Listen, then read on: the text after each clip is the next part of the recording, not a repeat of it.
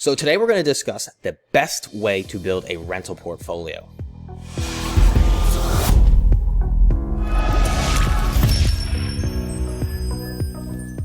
What's up, guys? Steve Bizzogany, Philly's real estate agent.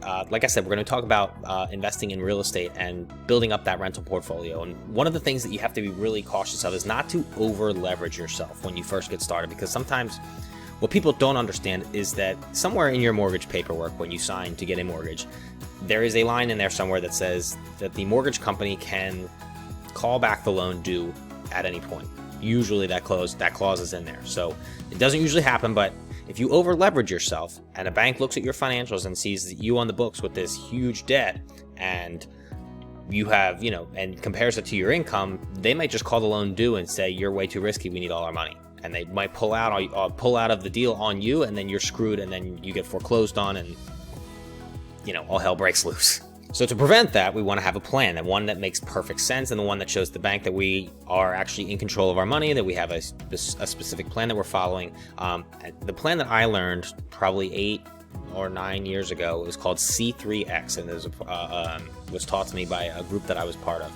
And basically what happens is you buy your first rental property, and then you use the rental income, the cash flow from it. So if you're cash flowing $300 a month from that property, you reinvest that $300 back into the mortgage. You don't actually take the money, you keep paying the mortgage off. Then eventually you buy your second property, and that might be cash flowing. It might be an $800 mortgage, your $800 rent, and you're paying a $500 mortgage, another cash flow of $300. So what you're going to do is you're going to take the cash flow from the second property, and you're going to put that $300 to pay off the first house, not the second house. So now the first house is now being paid an extra $600 a month, and it's going to keep getting paid off quicker because now it's being paid off with more money. Same thing with the third one. You have another cash flow of $300. That $300 extra is going to go into the first property still. So now we're paying an extra $900 on that first property. It gets paid off much quicker. So then what happens is the first property eventually gets paid off because it's in relatively quick fashion.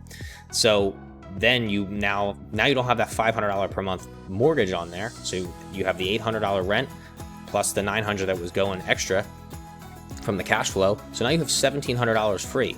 Well, that $1,700 now should go towards the second rental property in addition to all the cash flow from the previous. So what you're basically doing is just cash flow, or you're compounding the cash flow from property to property. And what it also does is it frees up a mortgage.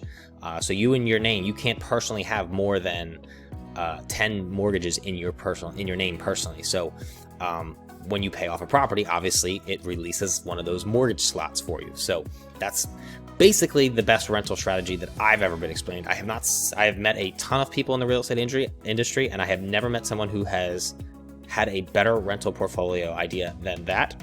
If there are people out there who do, let me know. I'd be open to hearing them, but that is the best strategy I've ever heard, and probably one of the safest in my opinion. So guys, hope you got a lot of value out of that, and I will see you guys in the next video.